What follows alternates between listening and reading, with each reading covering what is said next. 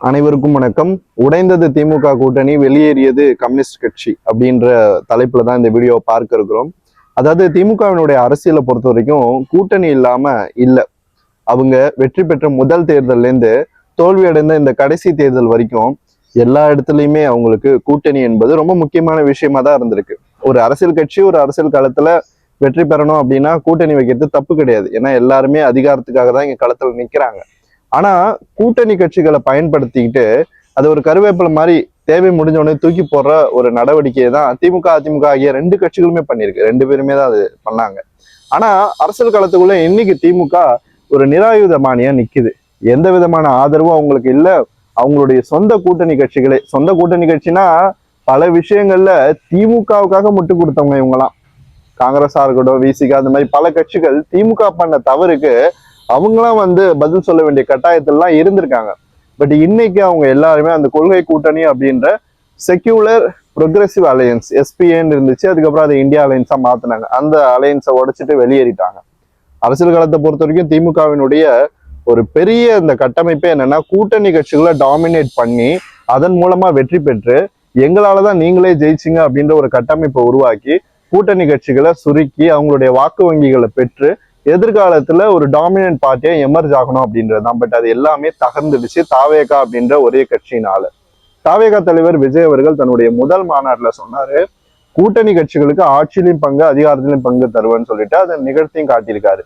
ஆனா அது ஒரு போஸ்ட் போல் அலையன்ஸா வந்துருச்சு, அவ்வளவுதான். இதுல பெரிய டிஃபரன்ஸ் எதுவும் இல்லை. அவர் சொன்னப்போ நிறைய பேர் சொன்னாங்க யாருமே அவரை நோக்கி போலேன்னு சொல்லிட்டு. ஆனா அவரை நோக்கி போனது மக்கள் போனாங்க, வெற்றி பெற்றாரு, இன்னைக்கு சிஎம் ஆயிட்டாரு. 108 தொகுதிகளில் கட்சி அபார வெற்றி பெற்றிருக்கு. அதே மாதிரி பல இடங்கள்ல தேர்தல் ஆணையத்தினுடைய செயல்பாடுகள் உங்களுக்கு தெரியும் என்னென்ன பண்ணாங்க அப்படின்னு. இல்லைன்னா தனி மெஜாரிட்டி வந்திருக்கும். அதுக்கப்புறமா ஓட்ஷாரை பொறுத்த வரைக்கும் மிகப்பெரிய பிரம்மாண்ட கூட்டணி இந்தியா கூட்டணி, என்டிஏ கூட்டணி. அது பிரம்மாண்டமா இல்லைனாலும் ஓரளவுக்கு ஃபைட் கொடுக்குற அளவு அது ஒரு பெரிய கூட்டணி. இந்த ரெண்டு கூட்டணியை மீறி தனி ஒருவனா அவர் வெற்றி பெற்று இன்னைக்கு முதலமைச்சராக இருக்காரு. 34% வாக்குகள், சுயேட்சையும் சேர்த்துக்கிட்டீங்க அப்படின்னா 35% வாக்குகள்.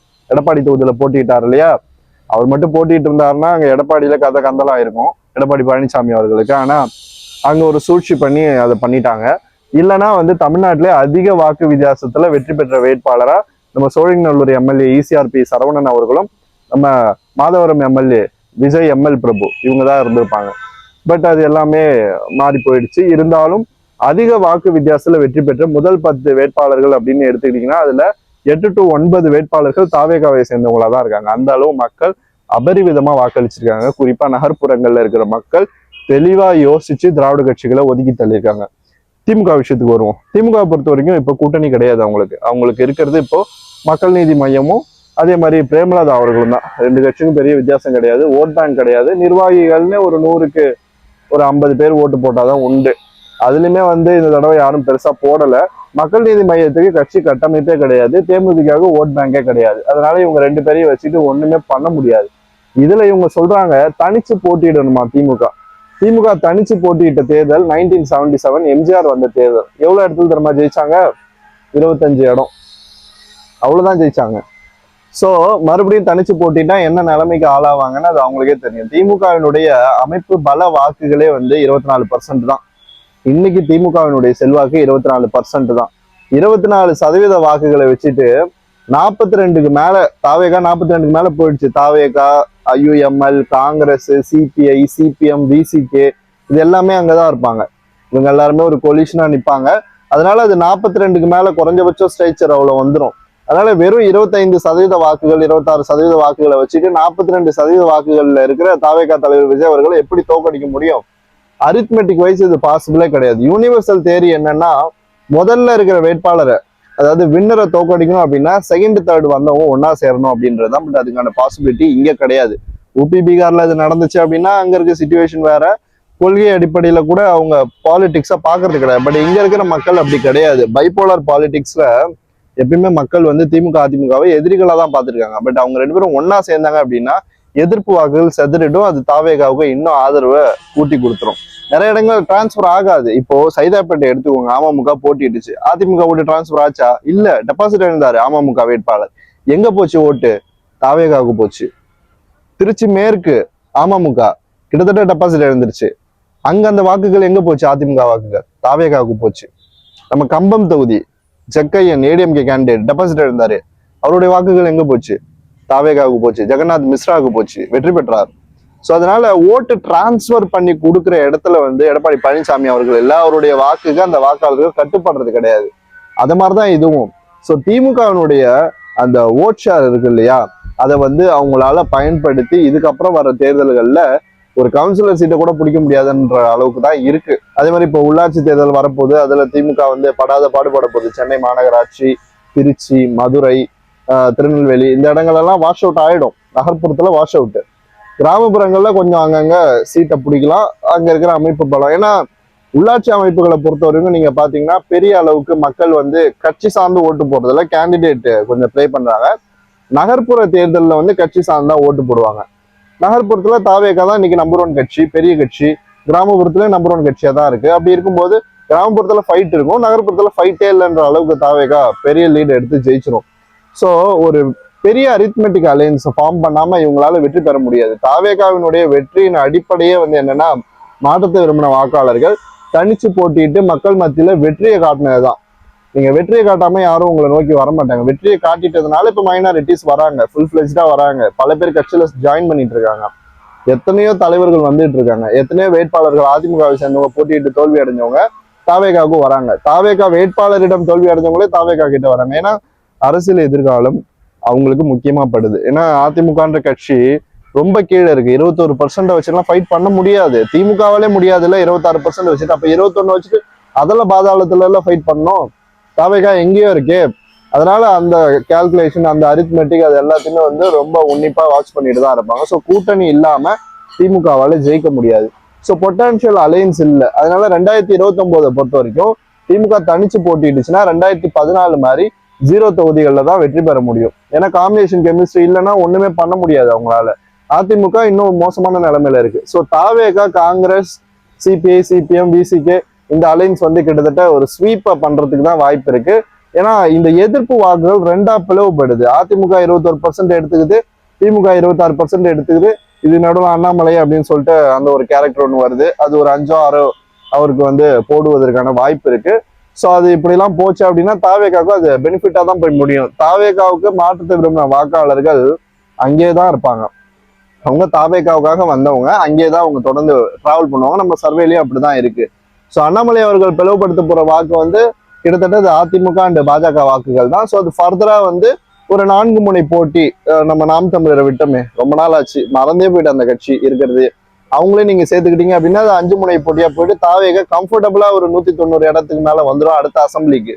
பார்லிமெண்ட்ல மோடியா ராகுலா அப்படின்னு சொல்லிட்டு ஒரு காம்படிஷன் வரும்போது அந்த இடத்துல ராகுல் காந்திக்கு ஆல்ரெடி தமிழ்நாட்டில் ஒரு அளவு செல்வாக்கு இருக்கு. எனக்கு பர்சனலா ராகுல் காந்தியை வந்து பிடிக்காது, இருந்தாலும் நம்ம கள நிலவரத்தை சொல்றோம், அவருக்கு ஆதரவான சிச்சுவேஷன் தான் இருக்கு. ஸோ அந்த இடத்துக்குள்ள போலரைசேஷன் எதுவுமே வராது. அது வந்து கம்ஃபர்டபுளா தாவேகா அணி வந்து ஸ்வீப் ஆக தான் வாய்ப்பு இருக்கு.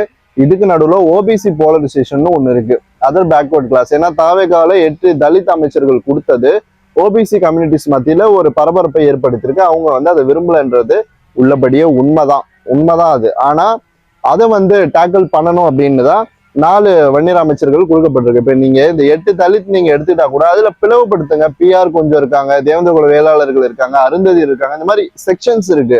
ஆனா ஒரேடியா நீங்க பாத்தீங்கன்னா 8 தலித் அப்படின்னு சொல்லிடுறாங்க. அது அப்படி கிடையாது, அதுக்குள்ள ஃப்ராக்ஷன்ஸ் இருக்கு.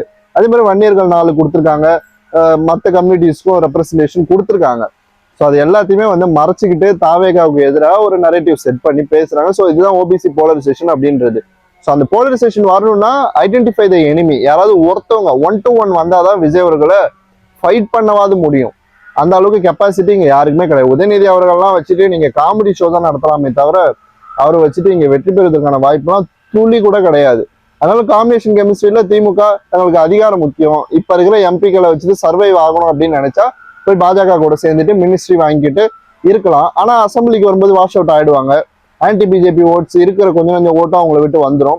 அதே மாதிரி பார்லிமெண்ட்லயும் அது எந்த அளவுக்கு ஒர்க் அவுட் ஆகும்னு தெரியும். ஏன்னா புது ஃபோர்ஸ் வந்து நிற்கும் போது மக்கள் பெரும்பாலும் தாவேகாவை நோக்கி தான் வருவாங்க. தாவேகாவுக்கு வாக்களிக்காத மக்களும் தாவேகாவுக்கு வாக்களிக்க ரொம்ப ஈடுபாடோட தான் இருப்பாங்க. அதனால திமுகவினுடைய நிலைமை ரொம்பவே கவலைக்கிடமா இருக்கு.